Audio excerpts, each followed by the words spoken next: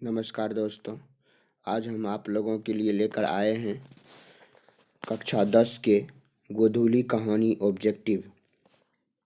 पहले सब्जेक्टिव का सीरीज चलता था, अब ऑब्जेक्टिव का सीरीज चलेगा।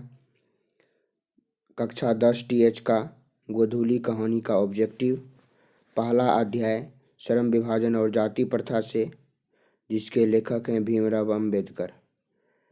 तो मैं आपसे रिक्वेस्ट करना चाहूँगा कि यदि आप मेरे चैनल पर नए आए हैं तो महर्षि में ही इन्फोटेक चैनल को प्लीज़ सब्सक्राइब कर दें और शेयर भी करें, ग्रुप में शेयर करें। महर्षि में ही इन्फोटेक चैनल को सब्सक्राइब करें। चलिए पहला क्वेश्चन की ओर बढ़ते हैं। विडंबना का क्या अर्थ है? विडंबना का क्या अर्थ है? पहला है विभाजन, दूसरा है बिगाड़ना, तीसरा है उपहास, चौथा है सभी। ऑप्शन नंबर ए विभाजन, ऑप्शन नंबर बी बिगाड़ना, ऑप्शन नंबर सी उपहास, ऑप्शन नंबर डी सभी। तो विडंबना का अर्थ होता है उपहास, मतलब कि विडंबना कहते हैं किसी भी चीज़ों के बारे में उपहास उड़ाना, किसी भी चीज़ों के बारे में गलती ढूंढना, उसी को उपहास कहते हैं। तो ऑप्शन नंबर सी सही हो जाएगा, उपहास। दूसरा क्वेश्चन, जाति प्रथा श्रम विभाजन के साथ साथ किसका रूप ले लेती है? जाति प्रथा जो है श्रम विभाजन के साथ साथ, श्रम कहते हैं काम को, काम के विभाजन के साथ साथ जाति प्रथा और भी किसका रूप लेता है? तो राजनीति विभाजन का, जातीय विभाजन का, सामाजिक विभाजन का, और डी में है श्रमिक विभाजन का। जातीय विभाजन तो होगा नहीं, क्योंकि जाति प्रथा तो स्वयं शुरू में लगा हुआ है। तो जाति प्रथा श्रम विभाजन के साथ साथ किसका रूप ले लेती है? तो जाति प्रथा श्रम विभाजन के साथ साथ रूप ले लेती है श्रमिक विभाजन का। श्रम विभाजन कहते हैं काम के विभाजन को, और श्रमिक विभाजन कहते हैं मजदूरों के विभाजन को। तो जाति प्रथा श्रम विभाजन को तो बांटती ही है, इसके साथ साथ मजदूर को भी बांट देती है, मजदूर को भी ऊंच नीच की करार दे देती है। इसलिए कहा जाता है कि श्रम विभाजन के साथ साथ जाति प्रथा श्रमिक विभाजन भी कर देता है। तीसरा क्वेश्चन, किसके दृष्टि से जाति प्रथा गंभीर दोषों से युक्त है? किसके दृष्टि से जाति प्रथा गंभीर दोषों से युक्त है? तो पहला ऑप्शन है श्रम विभाजन, बी ऑप्शन है समाजवाद, सी पूंजीवाद, डी कार्यशैली। तो किसके दृष्टि से जाति प्रथा गंभीर दोष है? तो श्रम विभाजन। तो श्रम विभाजन जैसे होता है, काम का विभाजन जैसे होता है, उसमें एक जाति प्रथा नामक गंभीर दोष से वह संलिप्त हो जाता है कि यह काम जो है उस जाति का है, यह काम उस जाति का है। तो श्रम का जैसे विभाजन होता है, वहीं पर एक गंभीर दोष जाति प्रथा आ जाती है। कोई दिक्कत? चौथा क्वेश्चन, लेखक के दृष्टि में आदर्श समाज क्या है? तो लेखक, आप किताब में पढ़े होंगे, उसमें लिखा हुआ था कि लेखक के दृष्टि में आदर्श समाज तभी हो सकता है जब हमारे समाज में स्वतंत्रता हो, समता हो, समानता हो, भ्रातृत्व हो, आदर्श समाज हो। जब सब कुछ मिल जाएगा तब जा कर के हमारा समाज जो है आदर्श समाज होगा। तो इसका आंसर होगा डी सभी। जाति प्रथा किस प्रकार के श्रम विभाजन है? देखिए, जाति प्रथा को हम जो श्रम विभाजन, जो जाति प्रथा का जो विभाजन होता है, यह कैसा विभाजन है? पहला है स्वाभाविक। स्वाभाविक मतलब होता है यह होना चाहिए, अस्वाभाविक यह नहीं होना चाहिए। सी में स्वाभाविक होना भी चाहिए और नहीं भी होना चाहिए। और डी में सामाजिक, मतलब समाज में कहता है कि नहीं अब इसको बांट दीजिए, समाज के तौर पर ये होता है। तो जाति प्रथा किस प्रकार का श्रम विभाजन है? तो जाति प्रथा है अस्वाभाविक, मतलब इसे बांटना नहीं चाहिए, तो इसे बांटना नहीं चाहिए। ये सामाजिक भी नहीं होता, समाज का काम ये नहीं है, समाज का काम नहीं है कि जाति को बांट देना। जाति के जो शोषक है, जातिवाद के जो पोषक है, वह उसको ऐसा करता है। तो जाति प्रथा किस प्रकार का श्रम विभाजन है? तो अस्वाभाविक है। अस्वाभाविक मतलब इसको बांटा नहीं जाना चाहिए, फिर भी बांट रहा है, यह अस्वाभाविक विभाजन है। जाति प्रथा के अनुसार का आधार क्या है? जाति प्रथा का जो अनुसार है उसका आधार क्या है? पहला है पैतृक पेशा, दूसरा है आर्थिक पेशा, तीसरा है अपैतृक पेशा, चौथा है डी, इनमें से कोई नहीं। तो 6 नंबर के क्वेश्चन है कि जाति प्रथा के अनुसार का आधार क्या है?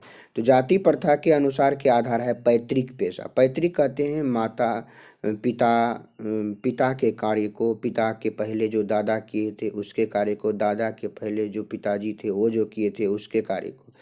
तो सभी पूरे जो हमारे खानदान जो इस पेशा में चले आए हैं उसी को हम लोग बोलते हैं पैतृक पेशा।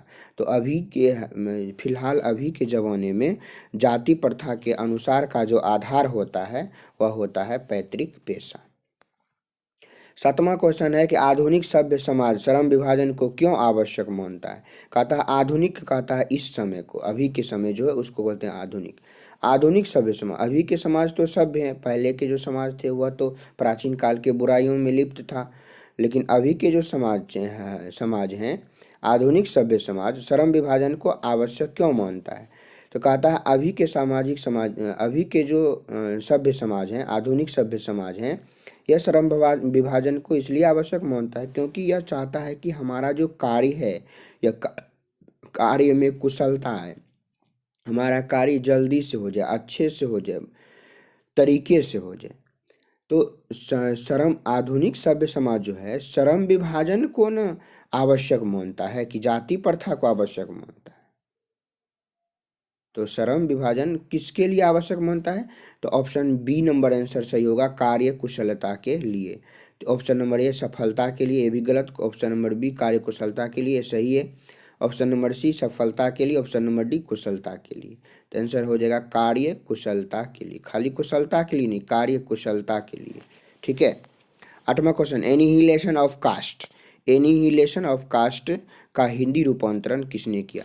मैं आपको बता दूं कि श्रम विभाजन और जाति प्रथा पाठ भी एनिहिलेशन ऑफ कास्ट से ही लिया गया है और इसका यह अंग्रेजी अनुवाद में था। इसका हिंदी अनुवाद क्या है, किसने किया है?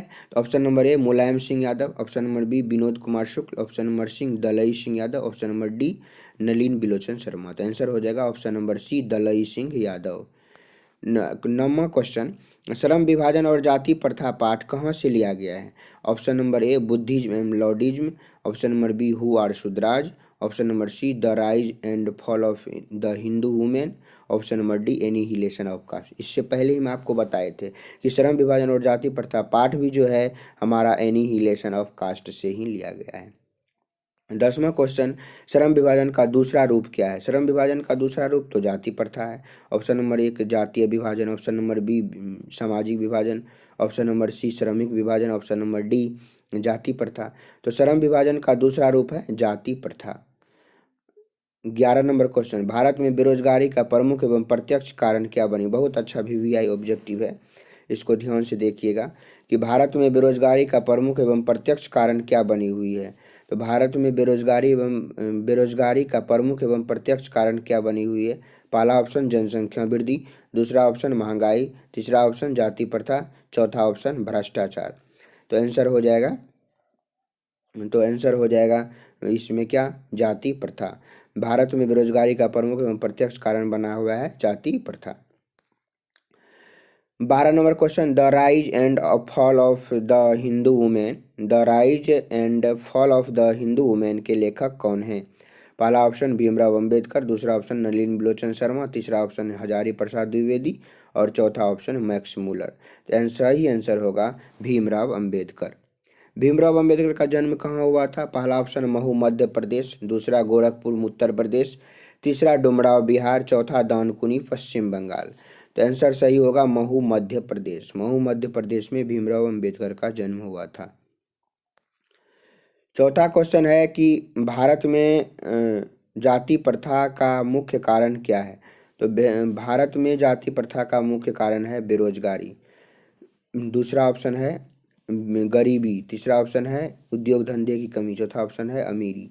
तो आंसर सही होगा बेरोजगारी। मुख्य कारण क्या है? बेरोजगारी। 15 नंबर क्वेश्चन, मानव मुक्ति के पुरोधा किसे कहा जाता है? मानव मुक्ति के पुरोधा मतलब मानव को समाज में जाति से जो मुक्ति दिलाया, इसीलिए इसको मानव मुक्ति की पुरोधा किसे कहा गया है? Option number A Nalin Bilochan Sharma, option number B Yatindra Mishra, option number C Bhimrao Ambedkar, option number D Amarkant. इसका सही आंसर होगा मानव मुक्ति के पुरोधा किसे कहा गया है? तो भीमराव अंबेडकर को कहा गया है। डॉक्टर भीमराव अंबेडकर का जन्म कब हुआ था? डॉक्टर भीमराव अंबेडकर का जन्म 14 अप्रैल 1891 ईस्वी में महू मध्य प्रदेश में हुआ था। ऑप्शन नंबर डी सही होगा, 14 अप्रैल 1891 ईस्वी। श्रम विभाजन और जाति प्रथा के लेखक कौन है? श्रम विभाजन और जाति प्रथा के लेखक हैं doctor Bhimrao Ambedkar. 18 number question, 18 number question है, आदर्श समाज स्वतंत्रता समानता भ्रातृत्व पर आधारित होगा, यह किसने कहा? आदर्श समाज स्वतंत्रता समता समानता और भ्रातृत्व पर आधारित होगा, यह भीमराव अंबेडकर ने कहा। ऑप्शन नंबर बी सही होगा। भीमराव अंबेडकर का जन्म किस परिवार में हुआ था? तो ऑप्शन नंबर ए ब्राह्मण परिवार में, ऑप्शन नंबर बी क्षत्रिय परिवार में, ऑप्शन नंबर सी दलित परिवार में, ऑप्शन नंबर डी इनमें से कोई नहीं। तो आंसर होगा ऑप्शन नंबर सी दलित परिवार में। भारत की राष्ट्रीय क्षमता का पूर्ण विकास किस व्यवस्था में संभव है? तो भारत की राष्ट्रीय क्षमता का पूर्ण विकास किस व्यवस्था में संभव है? ऑप्शन नंबर ए सामंती व्यवस्था, पूंजीवादी व्यवस्था, समाजवादी व्यवस्था, इनमें से कोई नहीं। तो आंसर हो जाएगा समाजवादी व्यवस्था में। कहता है राष्ट्रीय क्षमता का पूर्ण विकास, तो हमारा जो राष्ट्र की जो क्षमता है, राष्ट्र की जो पावर है, इसका अगर पूर्णतः विकास चाहिए तो हमें समाजवादी व्यवस्था को लेकर चलना होगा। पूंजीवादी व्यवस्था तो अपने ऊपर चला गया है। समाज के लोगों को आगे बढ़ाना, समाजवादी व्यवस्था को ठीक ढंग से करना, वही हमारा होता है राष्ट्रीय क्षमता। तो राष्ट्रीय क्षमता का पूर्ण विकास केवल और केवल यदि संभव है तो वह है समाजवादी व्यवस्था में। 21 number question, doctor Bhimrao Ambedkar ने किस प्रथा को आर्थिक पहलू से खतरनाक माना है? डॉक्टर भीमराव अंबेडकर ने किस प्रथा को आर्थिक पहलू से खतरनाक माना है? पहला सती प्रथा, दूसरा दहेज प्रथा, तीसरा बाल विवाह प्रथा, चौथा जाति प्रथा। तो आंसर हो जाएगा जाति प्रथा, जो बहुत ही खतरनाक पहलू है। आशा करता हूँ मैं आपको यह वीडियो में ऑब्जेक्टिव, पहले अध्याय का ऑब्जेक्टिव समझा दिए हैं। तो मैं एक आपसे रिक्वेस्ट करना चाहता हूँ कि यदि आपके पास इन ऑब्जेक्टिव का PDF नहीं है तो आप PDF पाने के लिए हमारे मोबाइल नंबर 6202778832 पर व्हाट्सएप करें, हम आपको यह PDF भेज देंगे। ठीक है, और मैं आपसे रिक्वेस्ट करना चाहूँगा कि यदि आपके पास ये PDF चले जाए तो आप इस वीडियो को ज़्यादा से ज़्यादा शेयर कीजिएगा और सब्सक्राइब भी कर दीजिएगा और शेयर भी कर दीजिएगा, हम आपको PDF भेज देंगे। ठीक है, धन्यवाद।